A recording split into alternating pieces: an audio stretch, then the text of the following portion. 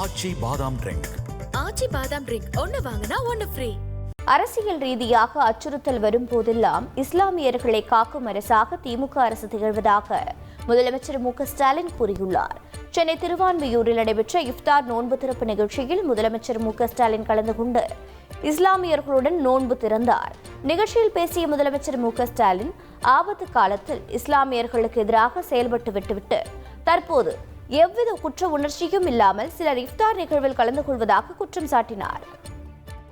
இஸ்லாமிய பெருமக்களுடைய சமூக பொருளாதார வாழ்வியல் சூழல மேம்படுத்தக்கூடிய அரசாக நம்ம அரசு திராவிட மாடல் அரசு செயல்பட்டு கொண்டிருக்கிறது.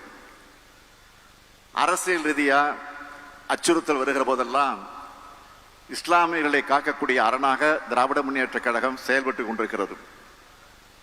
மற்ற மாநிலங்களில் வருந்தத்தக்க சூழல் இருந்தாலும் நம்ம தமிழ்நாட்டில் மத ரீதியான வன்முறைகள் ஏற்படாம காத்து வரக்கூடிய அரசா நம்ம திமுக அரசு எப்பவுமே இருந்து வந்திருக்கு. ஆனா அன்னைக்கு முதலமைச்சராக இருந்த பழனிசாமி என்ன கேட்டார்? குடியுரிமை திருத்த சட்டத்தால ஒரு முஸ்லீம் கூட பாதிக்கப்பட மாட்டார், யாருக்கு குடியுரிமை பறிபோனதுன்னு கேட்டார். இதை சிறுபான்மையின மக்கள் மறக்கவோ மன்னிக்கவோ மாட்டீங்க. இப்போ அவர் எந்த கூச்சமும் இல்லாம இஸ்லாமிய விழாவில் போய் கலந்துக்கிறார். ஆபத்து வரும்போது இஸ்லாமியர்களுக்கு எதிராக செயல்பட்டு விட்டு அந்த குற்ற உணர்ச்சி இல்லாம இப்படி சிலர் இஃப்தார் விழாவில் கலந்துக்கிறாங்க. ஆச்சி பாதாம் ட்ரிங்க்.